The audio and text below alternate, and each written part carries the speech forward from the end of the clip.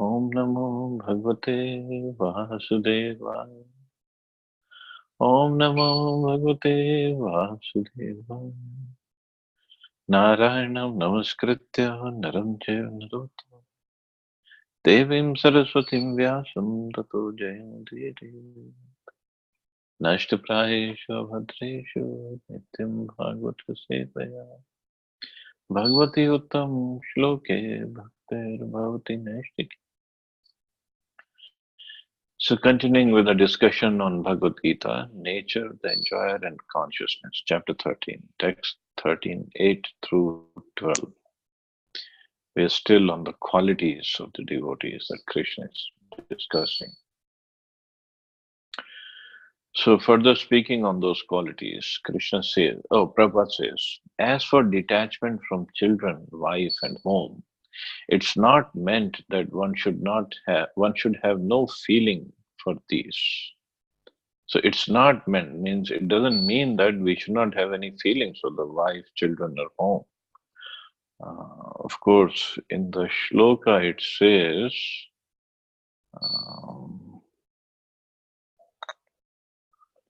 Asaktir an bhishvanga putra dar grihadeshu. So asakti should be there, but it doesn't mean no feelings. It just means one has to do his duty. Let's say Prabhupada what is there. They are natural objects of affection. But when they are not favorable to spiritual progress, then one should not be attached to them. The best process for making the home pleasant is Krishna consciousness. Okay, Prabhupada saying, it doesn't mean there should not be any feeling for wife, children, or home. They are natural objects of affection for a householder. But when they are not favorable to spiritual progress, then one should not be attached to them. we have to understand. Let's read the whole paragraph, then we'll discuss. Thus, best process for making the home pleasant is Krishna consciousness. If one is in full Krishna consciousness, he can make his home very happy. Because this process of Krishna consciousness is very easy. One need only chant Hare Krishna, Krishna Krishna, Hare Hare, Hare Ram, Ram Ram, Hare Hare. Accept the remnants of foodstuffs offered to Krishna, have some discussion on books like Bhagavad Gita and Srimad Bhagavatam, and engage oneself in deity worship. These four things will make one happy. One should train the members of his family in this way. The family members can sit down morning and evening and chant together Hare Krishna, Krishna Krishna, Hare Hare, Hare Ram, Ram Ram, Hare Hare. If one can mold his family life in this way to develop Krishna consciousness, following these four principles, then there is no need to change from family life to renounced life. But if it's not congenial, not favorable for spiritual advancement, then family life should be abandoned. One must sacrifice everything to realize or serve Krishna, just as Arjuna did. Arjuna did not want to kill his family members, but when he understood that these family members were impediments to his Krishna realization, he accepted the instruction of Krishna and fought and killed them. In all cases, one should be detached from the happiness and distress of family life, because in this world one can never be fully happy or fully miserable. So here Prabhupada is writing, if one's family is not congenial, one can leave the family, take sannyas, take to the renounce order.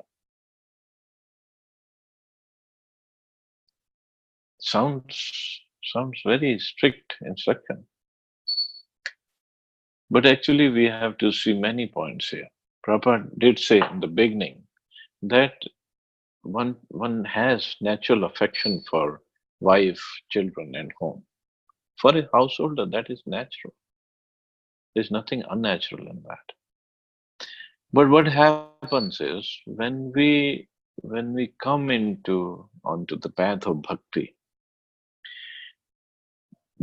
chances are, many very high chances are, that if the husband is in the process, the wife is not there. And if the wife is there, the husband will not come. So now what to do? Now Prabhupada says, of course, the best process is that everybody should be Krishna conscious, and every morning and evening they should sit down together, chant the holy names, accept prasadam, have some discussion on books like Bhagavad Gita and Srimad Bhagavatam, engage in deity worship. Of course, that is the ideal way, ideal householder life. But we are in Kali Yuga. We can't expect ideal life anywhere, even for brahmacharis or vanprasthas or sannyasis. We cannot expect ideal life. Not gonna happen. If it happens with somebody, great. He or the whole family must be great devotees in the past. But most of us, these things are not gonna happen. So, well, Prabhupada himself, he had a very difficult family life. His wife was not at all cooperative. In fact, Prabhupada had written a manuscript of Bhagavad Gita, and which his wife sold in return, in exchange for some biscuits for tea, because she thought these are just some raddi paper, useless paper. So Prabhupada confronted her, and she said, I sold those papers. Of course, she didn't know it was a manuscript of Bhagavad Gita. And Prabhupada or me. And she did, whichever way it happened. I mean, the serial shows some other way, and Prabhupada said some other way. Anyway, so Prabhupada left her. But Prabhupada did not leave her to get married again. Prabhupada was completely fixed up, or at that time he was Abhay Charan was completely fixed up that he has to make progress on the path of bhakti. So leaving her, he came to, I believe he went to Bombay, then Allahabad, then he lost his business, then he went to Bombay, tried to set up another business, nothing worked. Then he came to Vrindavan and preaching, and then the sannyas. So everything was lined up like that.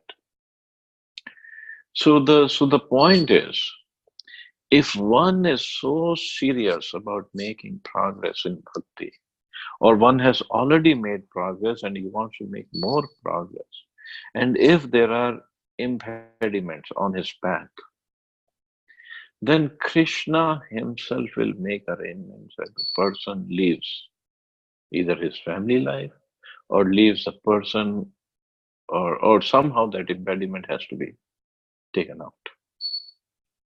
But that is what Krishna will make the arrangement. Normally, what happens?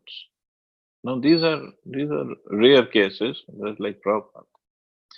At the same time, Bhaktivinoda Thakur, he was a Grihastha, but his a Grihastha, and he had about 12 children, and he was a high court judge. But in his writings, he has written whenever he used to come home, his wife would maintain the home like a temple, and he would say that I have come to Vaikuntha when he used to come home. So he never left his household life. Only towards the fag end of his life, he took Babaji Vesh, and after that he left his body. So it's not like that the household life or family or husband or wife or children is an impediment. It's not like that, not in every case. So now Prabhupada's example is there, Bhaktivinoda Thakur example is there, and Bhakti Siddhanta Saraswati Maharaj. He never got married. In fact, he was he was like a topper in his college, and even while he was studying in college, he was offered the post of a chairman of Department of Astrology and Astronomy, and he refused. In fact, he dropped out of college. Why? Because he thought, if I stay in the college, then these people will keep on offering me this lucrative post, and then my mind will get wavered, and I might want to get married. And he said, I didn't want to do all this. So he never got married. And all three of them are wonderful example for devotion service. All three are pure devotees. So which example to follow? If somebody can remain a brahmachari, great. Nothing like that. But one has to remain a fixed up brahmachari. If one cannot remain a brahmachari, then one should get married. Because what's the duty of wife? Wife is one who compliments, she's an ardhangini, compliments her husband. In fact, Bhagavatam says, wife creates a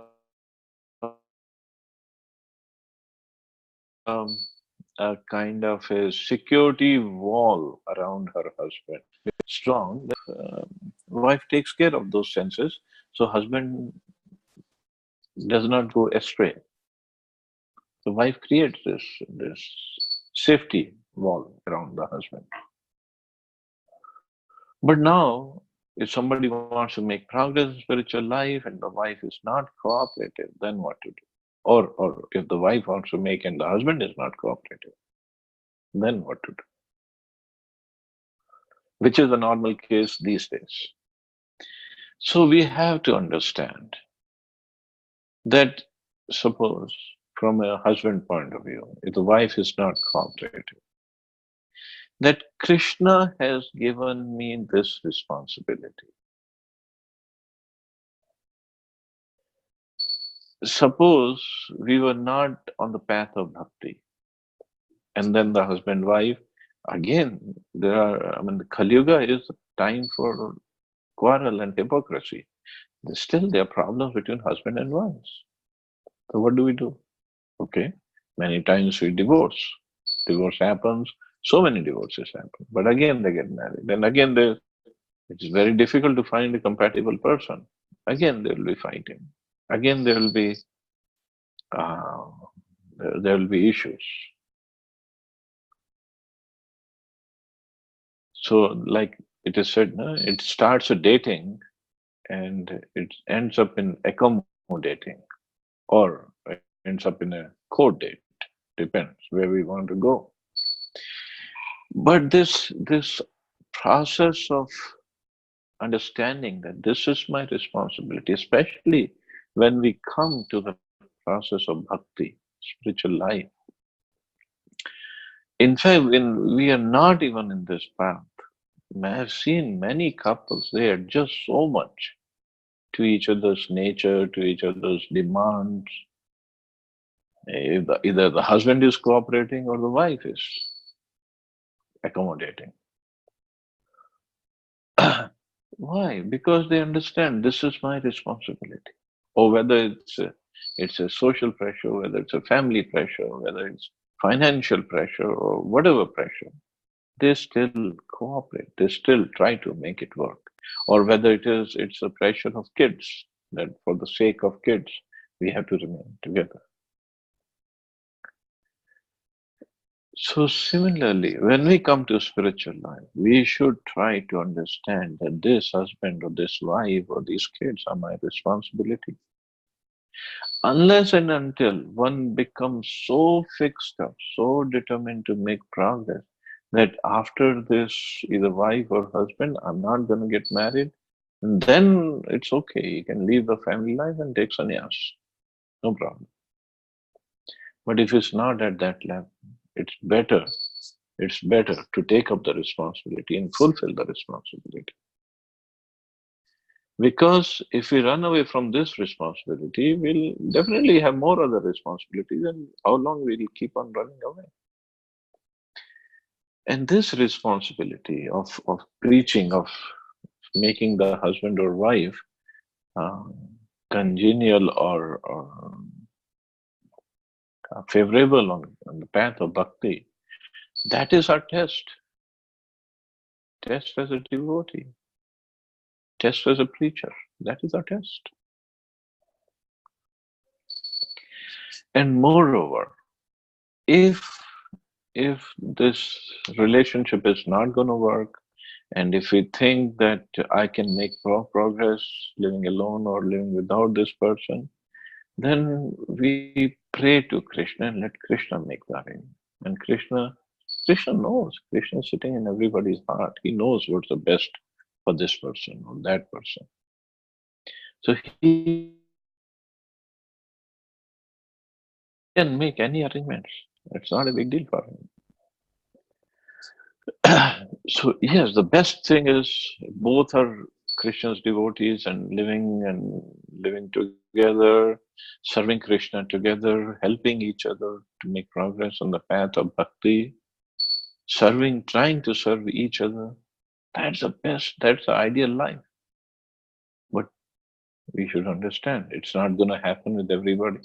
Those those ideal couples are very rare. So in everybody's house, there will be problems. Definitely, there will be problems. So we have to somehow make it work. And if it doesn't work, let Krishna make the decision. And Krishna will decide what's the best for us. So till then, we have to try to understand. And moreover, more difficult the situation is, much better the chanting will be. Of course, somebody will say, "Oh, I'm so disturbed at home, I cannot chant properly." Well, we have to try. We have to really try. And Krishna will make the arrangement for things to get better.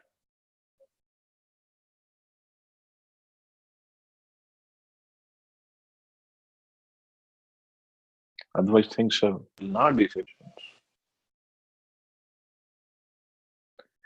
And moreover, if we are in this situation where we have uh, in the situation of bad relationship, it's because of our own karmas. It's not, nobody else's karmas. It's our own karma. That somehow or other we are in this relationship. So we might as well pay off our debts of karma. Just like Prabhupada's own sister, Pishima. So Pishima's husband, although Pishima was initiated by Bhaktisiddhanta Saraswati Thakur, Pishima's own husband, he was a meat eater. And Pishima, you had to cook non-veg for him.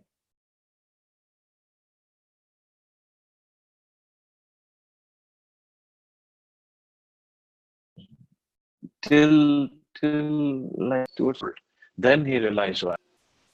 But till then Pishima tolerated and she used to cook even non-veg for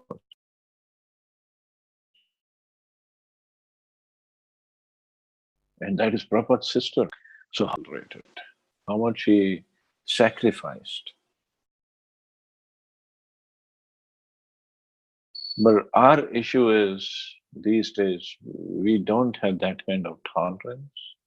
We don't have that kind of sacrificial nature because we have this enjoying mentality, enjoying propensity. So we always look at situation in my terms. Oh, I am suffering in this relationship. I am hurting. I'm getting hurt. I cannot chant properly. I cannot read or I cannot even live. I can't even breathe. I don't want to see the face of the other partner. This or that, this or that. This is what goes on these days.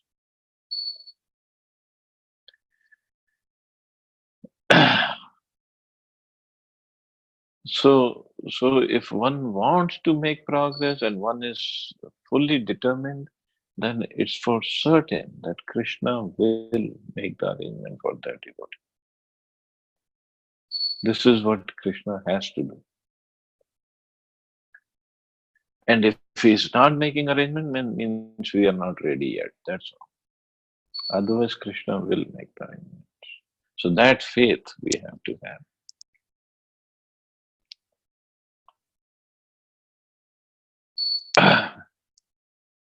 And then Prabhupada writes, one must sacrifice everything to realize or serve Krishna, just as Arjuna did. Arjuna did not want to kill his family members, but when he understood that these family members were impediments to his Krishna realization, he accepted the instructions of Krishna and fought and killed his family members.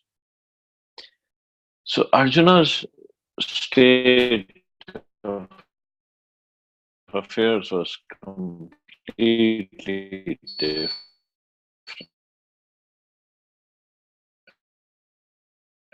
Of course, he had to kill his family members.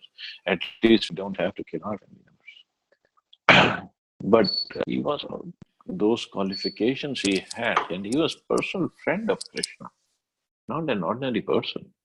And that's when Krishna gave him all the instructions, and he was very much qualified. Krishna did not give these instructions to just anybody and everybody. He gave specifically to Arjuna. So the point is, if we are qualified, if we are eligible for anything, Krishna will make sure that he creates the right situation and makes a path um, proper for us. Of course, walking on any path won't be easy because the testing will be there from Krishna's side and from Maya's side. One who wants to make progress on the path of bhakti, he will be tested from both sides. Krishna, Maya is also Krishna, but he will be tested severely. That's for sure. Of course, Krishna's uh, promise that he made in Bhagavad Gita, that he says, Name bhakta pranashyati, my devotee never perishes. That's also true. But his bhakti can have a stop or a comma. His progress might get hampered a little. That can happen. But at the same time, like previously, Prabhupada says that with determination, one has to keep on pursuing. So even at home, if the situation is not congenial, not very favorable, according to our estimation, we still persevere, we still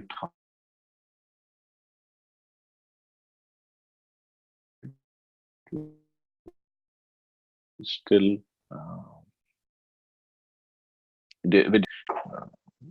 very smooth for the devotees. So either the partner will become a devotee or the situation will become favorable. That's all. Somehow Krishna will make the arrangement. Otherwise, how many people or how many couples are here in this? We can see from our class also how many people, both husband and wife, they attend the classes. Hardly any. And if they don't, then how many of those spouses who don't attend are favorable? Some might be okay, favorable, some might be just well wishers, some might be okay, I don't want to bother him or her, it's okay. Or everybody has different viewpoint. So now we have to see what's the viewpoint of our partner and how we can best make use of this bad bargain. That's all.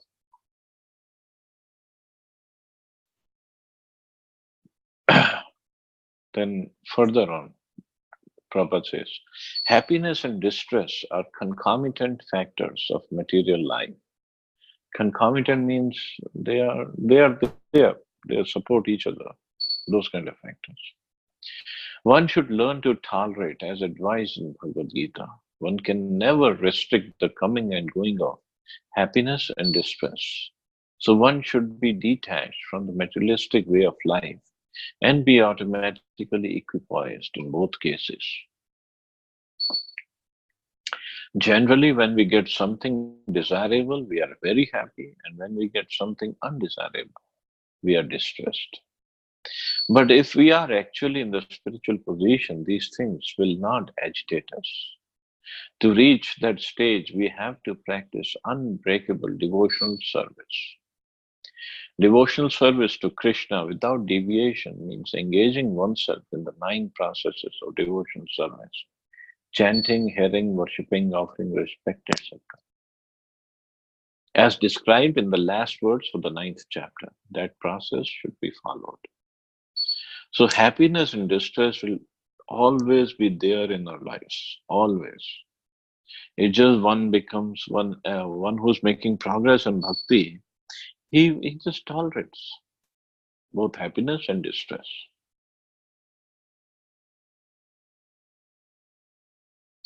Just like in second chapter, this verse is no that agam paino nitya sanstitikshasu means all this happiness, distress, heat and cold and other dualities, they're just temporary. Agam apaino, they come and go.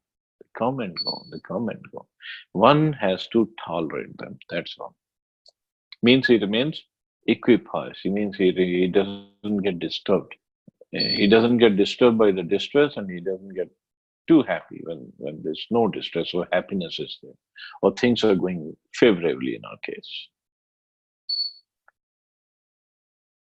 So this is what Prabhupada. But if we are actually in spiritual position, these things means happiness and distress, they will not agitate us. So means even happiness can agitate to a certain extent that we may forget Krishna, we may forget Bhakti. And when distress is there, we get so disturbed that okay, Krishna, here is your mala and here's your chanting beads and here's your kanti mala, you keep it, I am not gonna do it.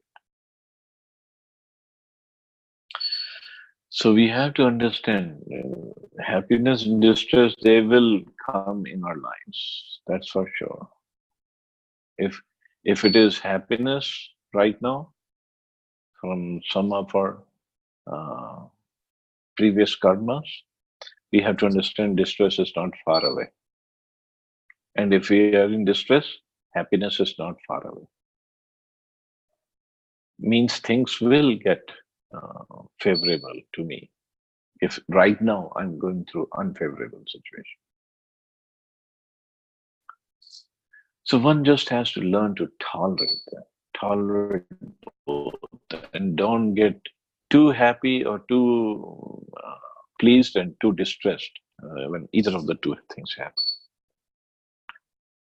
Because everything that happens in the life of a devotee is by mercy of Krishna. Whether it's so-called distress, it's by mercy of Krishna. Means he's purifying us, correcting us, or taking care of our negative karmas. But to come to that position, I know it takes lots of faith, lots and lots of faith.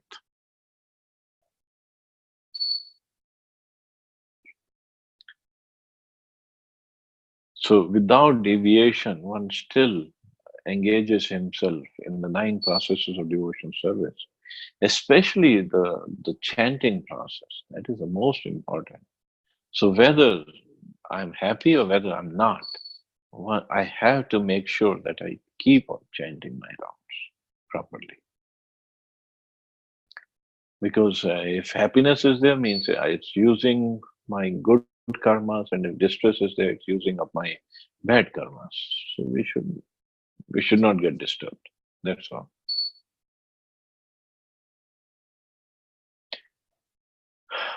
Then, not mixing with materialistic men. Naturally, when one is adapted to the spiritual way of life, he will not want to mix with materialistic men. That would go against his grain. One may test himself by seeing how far he is inclined to live in a solitary place without unwanted association. Naturally, a devotee has no taste for unnecessary sporting or cinema, going or enjoying some social function because he understands that these are simply a waste of time. There are many research scholars and philosophers who study sex life or some other subject, but according to Bhagavad Gita, such research work and philosophical speculation have no value. That is more or less nonsensical. According to Bhagavad Gita, one should make research by philosophical discretion into the nature of the soul. One should make research to understand the self. That is recommended here. Okay, the first point that Prabhupada is making is the association. That if one wants to make progress on bhakti, on the path of bhakti, he does not himself want to mix with materialistic men. Because generally, what is it that materialistic people they talk about? Even if you like, it's an office party or Christmas party or Diwali party, whatever it is. So that party is obviously one cannot avoid. So one has to be there. But what is it that these people drinking all this stuff that they want to drink and talk about? Basically, they talk about few things only. One is if it's a group of men, they'll talk about women, they'll talk about politics, they'll talk about cricket or sports. Or fourth thing will be they talk about the business, whatever company we are working on, this and that. And also, one thing that is common in these talks is that these people will backbite, talk bad about somebody who's not there, who's absent from the group. They'll all talk bad about him. Somehow, in our lives, in our materialistic life, we feel so happy by putting others down. And we feel very happy by trying to project myself as very smart person and very successful person.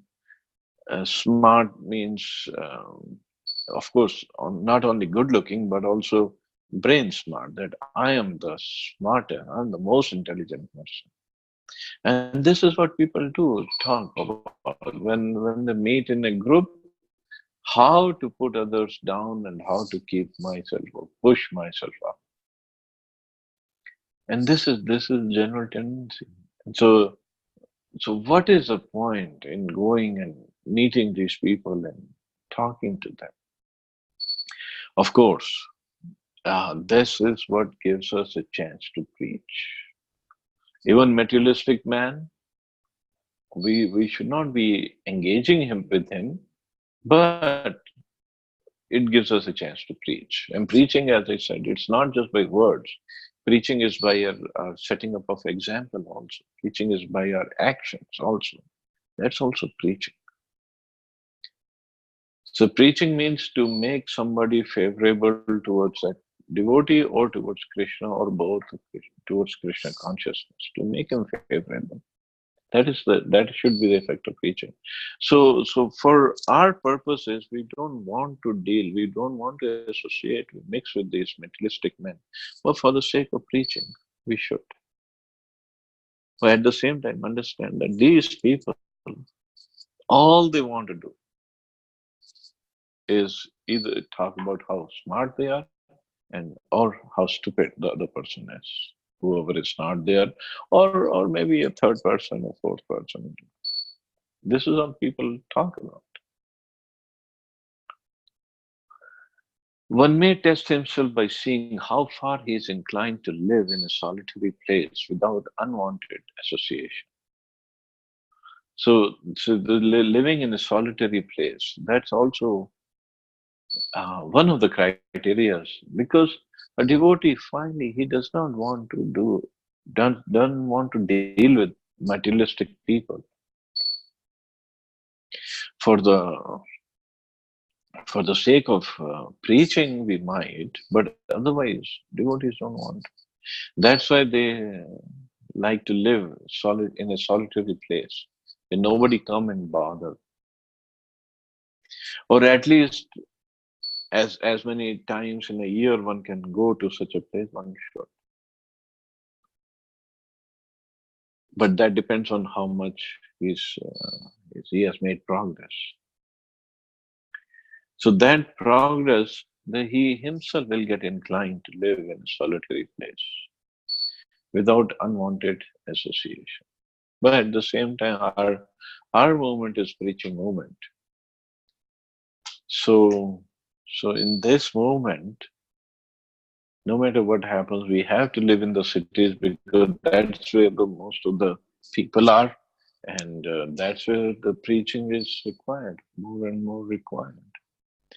So, but inside in his heart, a devotee always wants to live in solitary place where nobody disturbs him whenever he wants to chant, and no unwanted association will be there. Then Prabhupada says, naturally a devotee has no taste for unnecessary sporting or cinema, going or enjoying some social function because he understands that these are simply a waste of time. So what Prabhupada is saying is that I hope nobody is going to watch this IPL, which is starting soon, or the World Cup, which is going to start soon, I mean, whenever June or July it is starting. Well, again, we have to see everybody is at a different level. Of course, we should not waste time in sporting or cinema because there's hardly anything spiritually we'll gain. But at the same time, we have to understand my level is this. We have to strive for better level. We have to strive for good progress on the path of bhakti. But at the same time, we have to be truthful to ourselves. Because there are many times people get so agitated if they don't watch TV or don't watch any game or don't want to go or don't go to watch a movie in theater. People get very agitated. So we have to see our position where we are. We have to be truthful to ourselves because our path of our progress on bhakti is not um, is not going to be judged by how others are doing. And if we are doing any better than them or not so good, not better than them, whatever.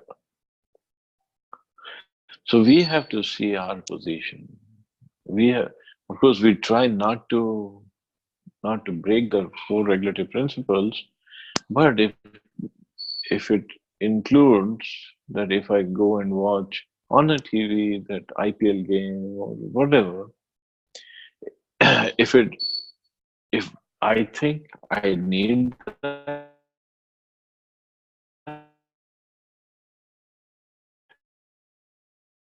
go ahead. But this desire for movies or any other thing, they'll go away. And when that those desires go away themselves, or by the mercy of Krishna they go away, then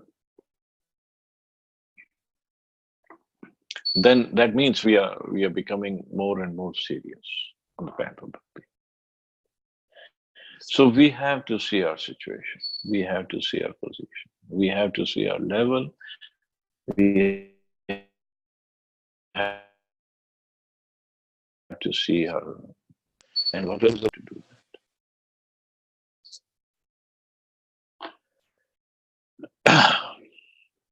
So next paragraph, Prabhupada is writing.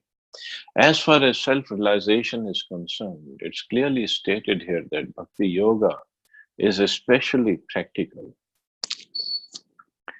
As soon as there is a question of devotion, one must consider the relationship between the super soul and the individual soul. The individual soul and the super soul cannot be one, at least not in the bhakti conception, the devotional conception of life. This service of the individual soul to the super soul is eternal, nityam, as it is clearly stated. So, bhakti or devotion service is eternal. One should be established in that philosophical conviction. So, bhakti yoga is practical, and in bhakti yoga process, we understand I'm not the same as super soul or Krishna. I'm just his servant. I'm a part of parcel of him, and I'm a servant. So the service of individual soul to the super soul is eternal. Nitya means it has no beginning, no end. Just like Krishna is eternal, as soul we are eternal. So our relationship with Krishna, or our service to Krishna is also eternal. It's not something that is artificially imposed on us. Right now we think it is imposed because we think I'm this body. So the relationship of body with Krishna is not eternal. In a way, body is also energy of Krishna, so that way is eternal. But somehow or other, we have this consciousness that this is my body, and I'm going to use it. I'm going to enjoy it. But the relationship of the soul with Krishna is always there, eternal. We have forgotten it. That's a different story, but it exists. So bhakti or devotional service is also eternal. Devotional services means serving Krishna with love and devotion. So one should be established in that philosophical conviction. It's not that we because we are studying the books today, or because we are chanting today, so now I have become a devotee, or I have come on this path. Yes, we might have come on this path after many ages, stages of life, or stages of incarnation. We might have, but the relationship is eternal. So that one has to understand. And when it is eternal, means we could have forgotten it, or we have lost it. But if we try to revive, Krishna will help in every way possible. And Krishna does.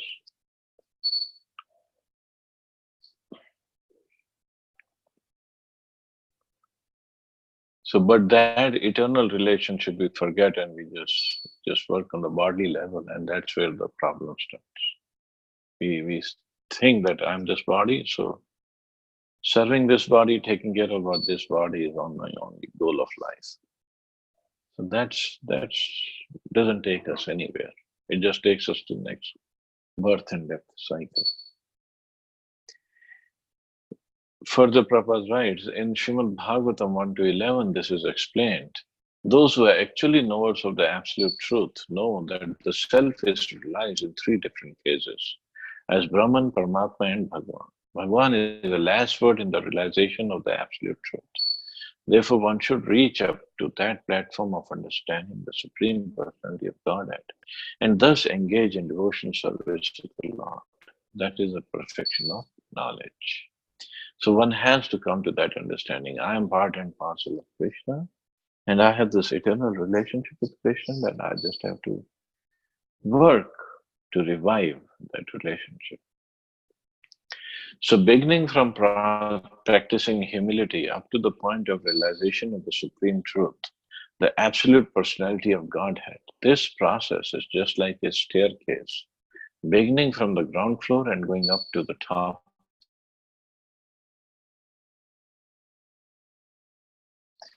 Now, on this staircase, there are so the second, but unless one reaches a top floor, which is understanding of Krishna, he's at a lower stage of knowledge.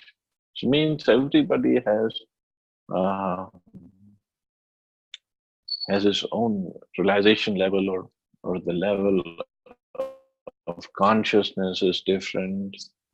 Everybody is different, and this is what Prabhupada is writing. So somebody is beginning from ground floor, somebody is beginning second floor, third floor, etc. If anyone wants to compete with God and at the same time make advancement in spiritual knowledge, he will be frustrated. It's clearly stated here that without humility, understanding is not possible. To think oneself God is most puffed up, Although the living entity is always being kicked by stringent laws of material nature, he still thinks I'm God because of ignorance.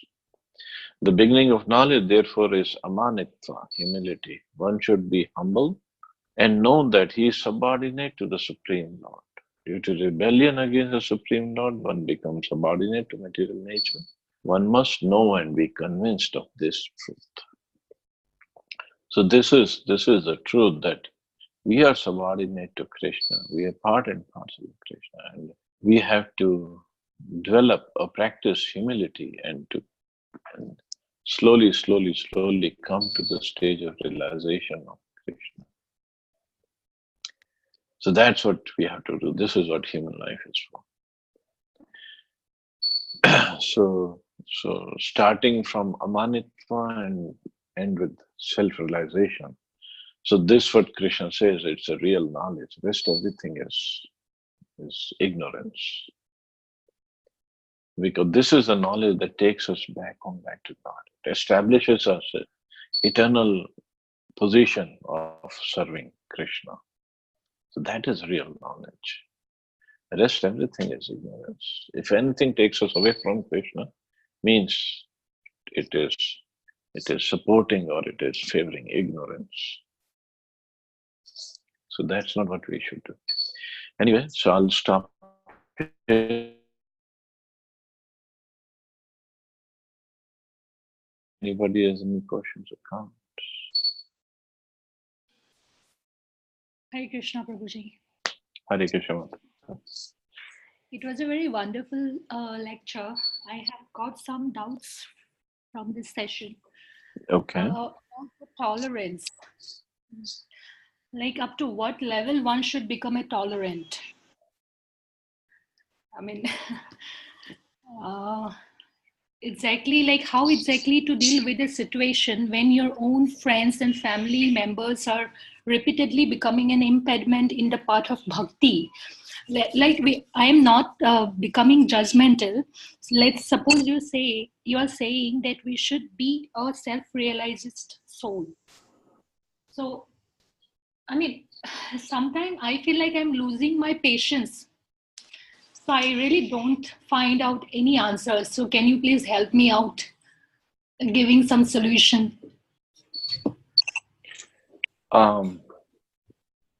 Well, everybody's situation is different, but talking about tolerance,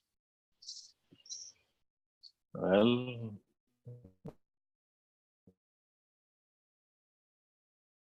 Chaitanya Mahaprabhu said, more tolerant. One cuts down the tree does not protest. One fruits and flowers from the tree still does not protest. He still gives everything. So obviously nobody is going to come and kill you. If somebody does that, you have every right to defend yourself. There's nothing wrong with that because we need this body to serve Krishna. So tolerant like a tree doesn't mean if somebody cuts us and kills us, we still don't protest. But there are devotees like Haridas Thakur and Jad Bharat, they never protested. They never tried to even defend themselves. Krishna did. So that faith has to be there. So if we think that my family members are impediments on the path of bhakti, then we have to try to analyze, okay, why I have these family members as my family members. So somewhere our karmas are connected, and because of that, we have come together in one family. So that has been arranged by Krishna that I take birth in this family and I live in this family. So now if we don't tolerate Krishna's decision, then what else we gonna tolerate? We can keep on praying to Krishna. Krishna, I cannot perform my bhakti properly in this situation. Please help, please help. He will help. He will definitely help.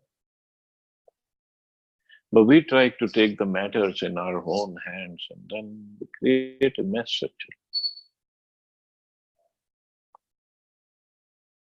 And it has happened in the past, just like um, a few months back, it was all over on TV when the brahmacharis, they were leaving their family, they're leaving their parents and joining ISKCON. And of course, they have been doing and they are still doing. But it became so much on TV, it came so much on TV that these brahmacharis, they don't even meet their own parents. If the parents go to the temple, meet them. Situation very difficult to the new members. So if as a family member I stay at home and tolerate and still try to convince my family members that this is what I want to do, so I think that would set up a good image, a good example for everybody else to follow. But as I said, everybody's situation is different, relative. Your situation is unique to you. So this is a general answer. So that unique situation, you have to see how you can deal with it. But one thing is we have to look at the situation from others' perspective also. If my mother is saying something and my father is saying something, yeah, I have to be ready to see their viewpoint from their level of consciousness or their sanskaras. I should be able to see. And then I would really actually appreciate their viewpoint. But still, bhakti has to be done. It has to be done. I'm not saying don't do bhakti, but at least appreciate will be there. We are we all are not same. We all are different. So we have to see how best we can make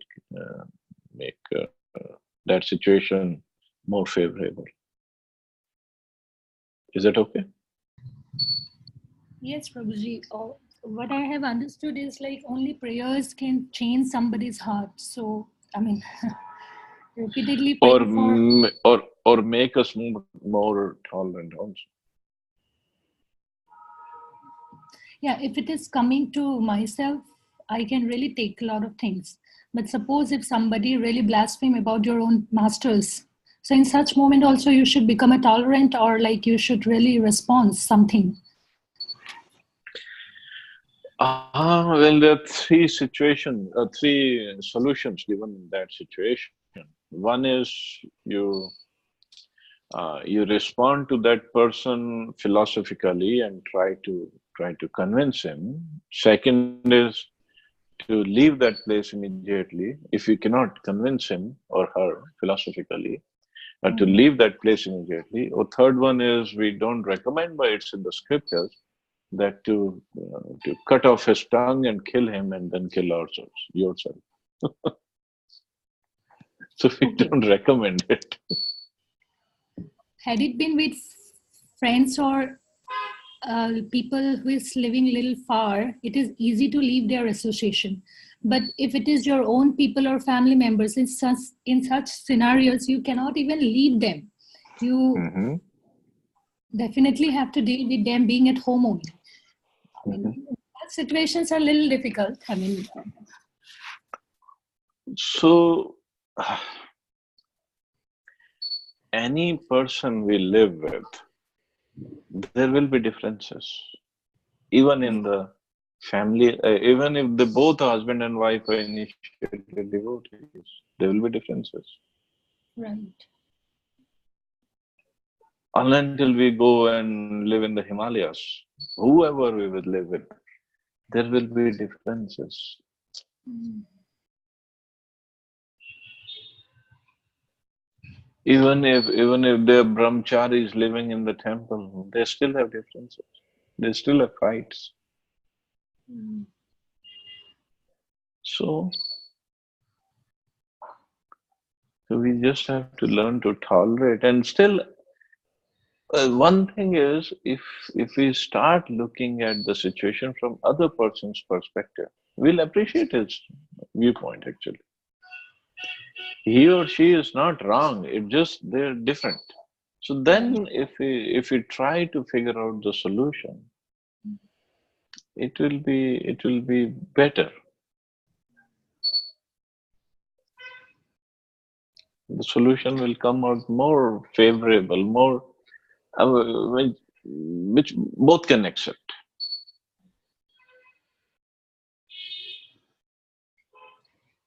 Thank you, Prabhuji. Okay, thank you, Mata. Hare Krishna Prabhu. Hare Krishna. Prabhuji, like if we take a decision, like you're saying, take in our own hands. If you said if you are living family life and taking sannyas, then it's okay to renounce the family life. But isn't it like taking decision in our own hands But and even that, Krishna will make the arrangement. Don't worry. yes, yes. And the karma goes in the next life because that person you will meet again in the next life, isn't it?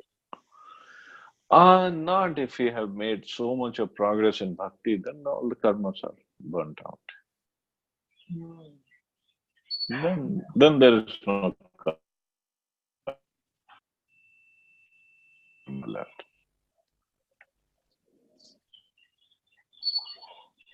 Okay. Yeah, just like Prabhupada's life, the Gita manuscript became the cause of him leaving his family, but he still took care of his family.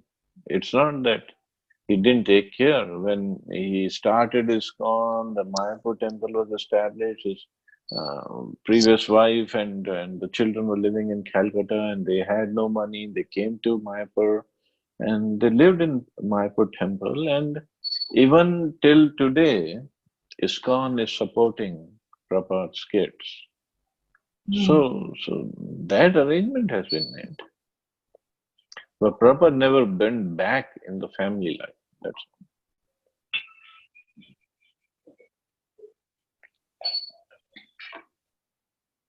Thank you, Prabhu. Thank you, brother. Any other point? I know it's a very controversial point, especially when we are talking to all the householders and to leave the family or not to leave the family. Hare Krishna Prabhuji. Hare Krishna. Thank you so much, Prabhuji. The way you explained devotion in family life made really good sense and we enjoyed it. Thank you so much. You very nicely explained it. And but we see it, at least I see it on a daily basis. Without this family life, how difficult it is. In fact, I know, in fact, temple brahmacharis, they appear to be kind of having an easy life from outside. But in reality, our life is much easier, and whatever little progress we are making is because of the family life only. And thank you so much. You kind of gave Yeah, example. yeah. Householder life is very safe ashram actually, and one can make lots of progress, lots and lots of progress. Just we have to tolerate each other. That's all.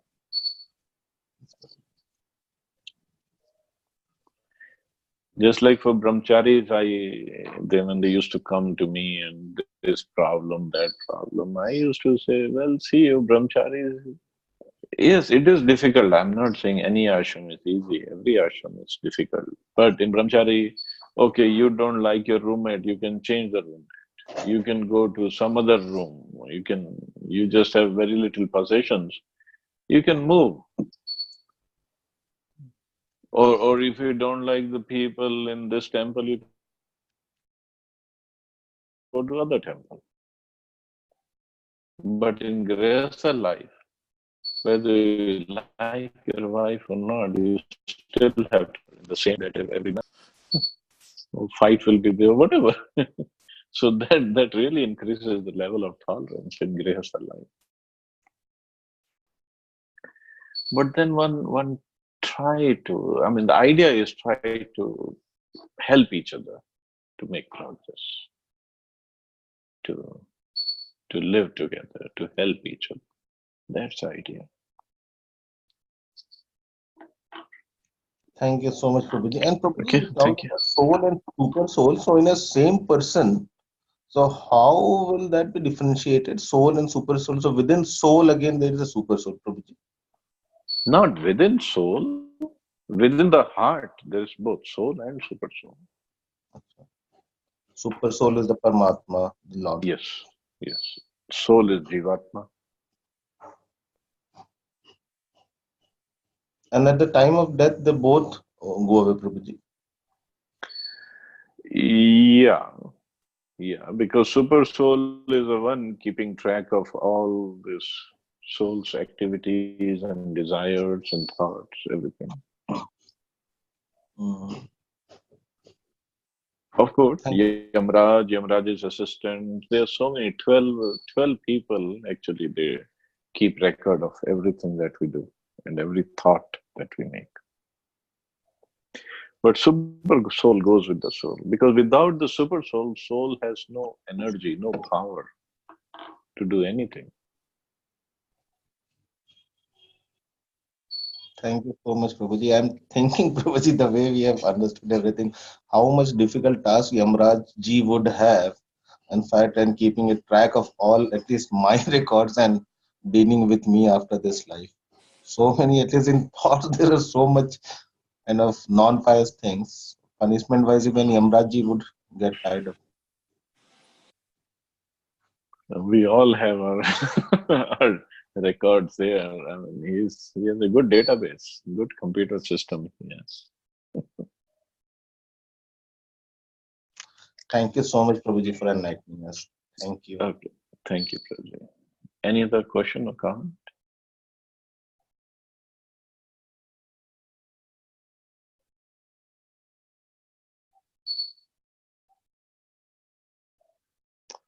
I guess we can stop here. You all have a wonderful day. Hare Krishna. Jai Shri